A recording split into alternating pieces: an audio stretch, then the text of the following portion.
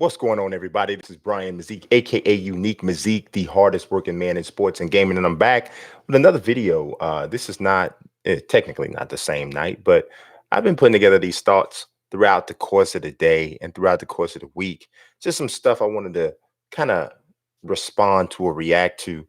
The NBA playoffs has been fantastic, and I don't mean to use an old school reference, but it has really been this first round has been super exciting. Just several of the series have been amazing. But right about now, I'd have to say that the most standout performance from the first half of this playoffs has come from Portland Trail Blazers point guard Damian Lillard. Now, it's funny, whenever I talk about Damian Lillard, I had an opportunity to interview him on two different occasions, had an opportunity to meet him a few times. And whenever I think about him, I always think back to the beginning of my writing career.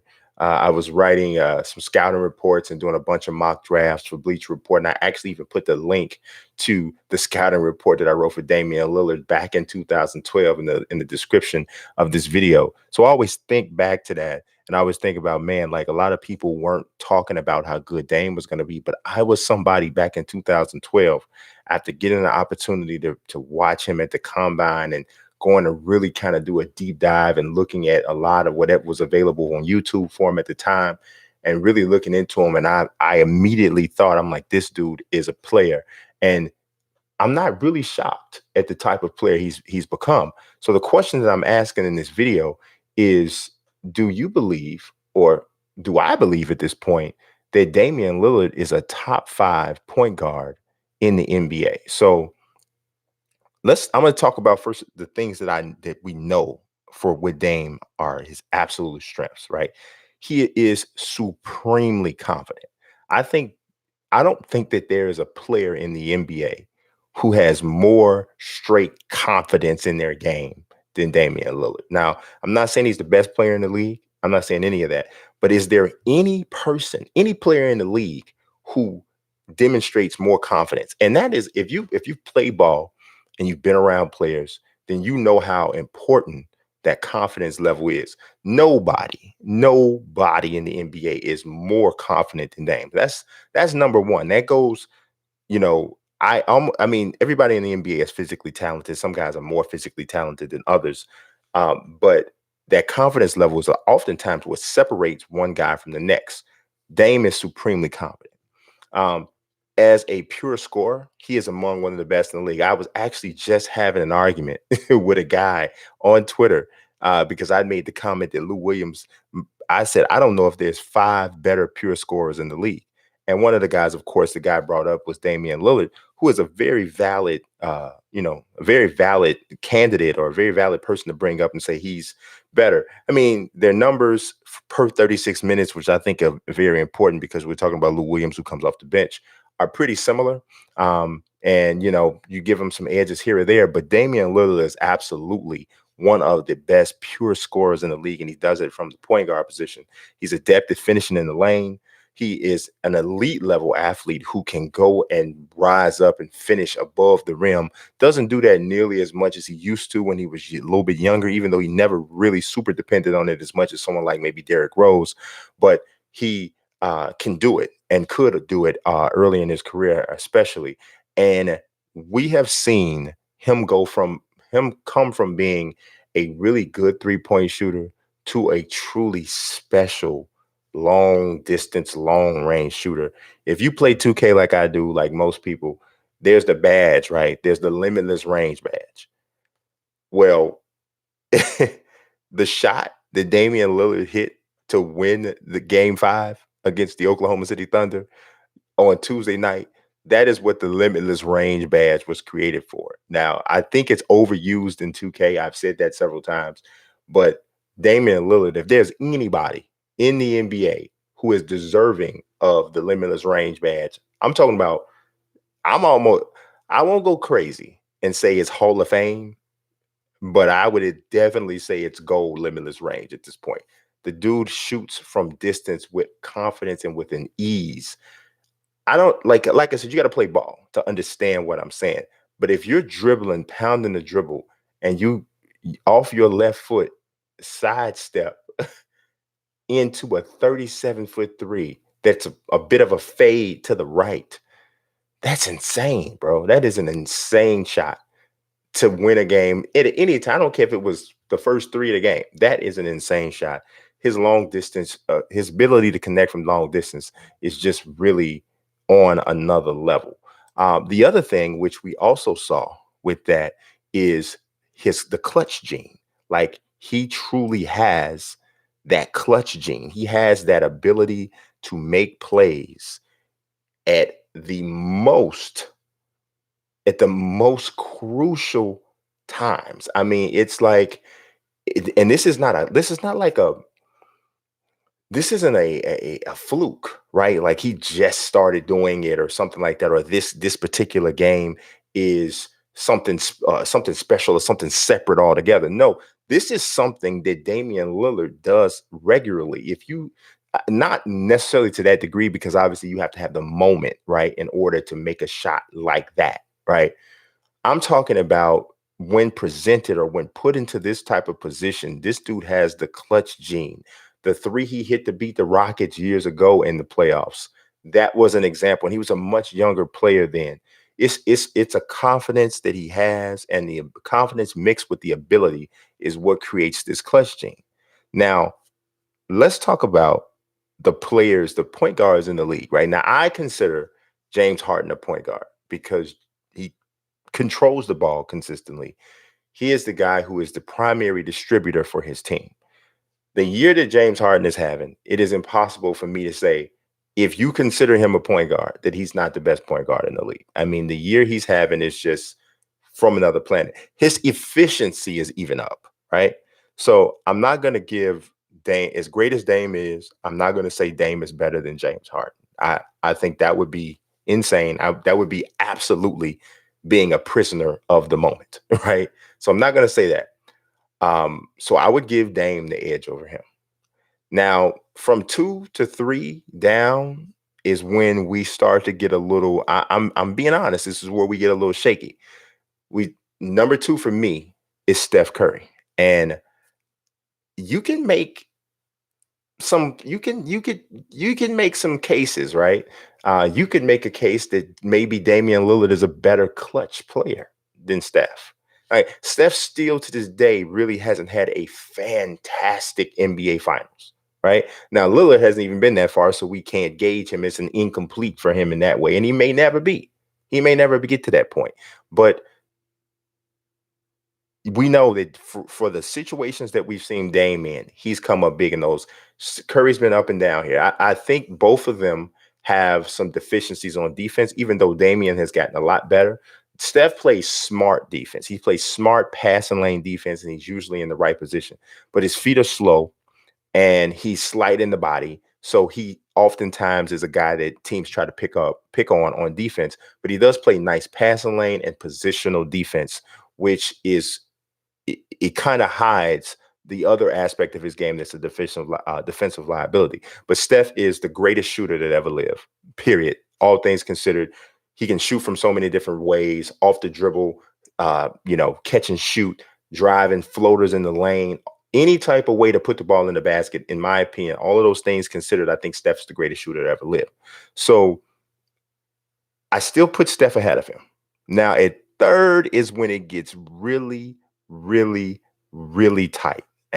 And for me, I'm almost wanting to say that him and Kyrie are equal. That's kind of where I am.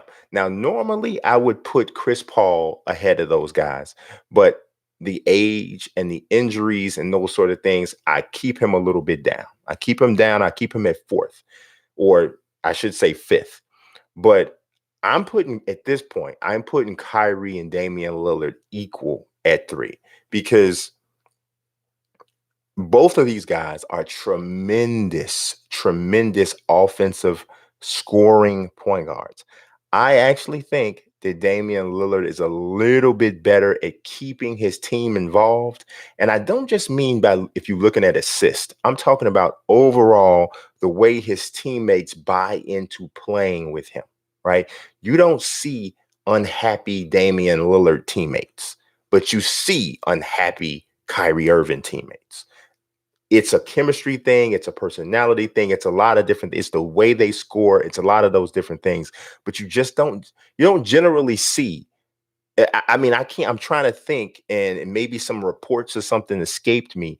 But when is the last time you heard about a teammate of Damian Lillard being unhappy, or there being some sort of issues or unrest in a Blazer locker room with Damian Lillard? You don't generally hear that. But with Kyrie, there's some different things going on there. But I cannot take away from Kyrie the year he's had overall. I mean, as a scorer, his assist numbers are even up. He's played much better defense this year for whatever reason. I mean, it all seemed to come together against the Pacers in the first round of the playoffs. So we'll see what happens in the second round. But I don't know. I don't know. I think that those guys all think. I mean, and obviously Kyrie has the clutch gene as well, right? And he's a fantastic shooter too. But I still say those guys are just about even, because if you asked me, who would I rather have on my team, Kyrie or Damian Lillard? I'm gonna take Lillard. I'm gonna take Lillard, and I don't even think I'm gonna hesitate. I still that just I say that only because Lillard just seems to me to be a player that is more conducive to winning and to building around from a chemistry standpoint and all of those things, more so than Kyrie. That's the main reason why. From a skill standpoint, it's similar. I do think that Damian Lillard is a much better athlete, natural athlete, than Kyrie, because people don't realize Kyrie's not blazing fast and he's not a freak athlete. Kyrie has impeccable footwork, impeccable handle, and he has a fantastic shooter. But straight run jump athleticism, Dame is a much better run jump athlete than Kyrie. So there's some, six in one hand, half a dozen in the other with that. Now, just for kicks, I'm going to talk about the people who I have behind, right? The people I have behind that, I got DeAngelo Russell. I think DeAngelo Russell has ascended to a point where he's on that next tier right behind them. I know people are like, what? You might be, but if you watch D'Angelo Russell play this year, and if you really watch the way he played in the postseason, yeah, he had a couple bad games, but this kid is growing so much from a maturity standpoint as a leader. He is a fantastic shooter, a ridiculous ball handler, and he has the that you want on the floor. And yeah, everybody's going to know him for the stupid thing that he did as a Lakers teammate and all that. But if he was a kid, he was an absolute kid. And the way that this kid is maturing and the player that he is becoming, I'm telling you, he's right there on that outside and he's moving up. Now, the player that I have next, you guys are probably like, what are you talking about? But if you saw my last video, you know I'm definitely down on Russell Westbrook. Um, I think that what Russ really, really pads the statistics right now. Um, and I don't think it's indicative of his of effectiveness. I don't. Um, and it's definitely not something that I think is driving his team to wins.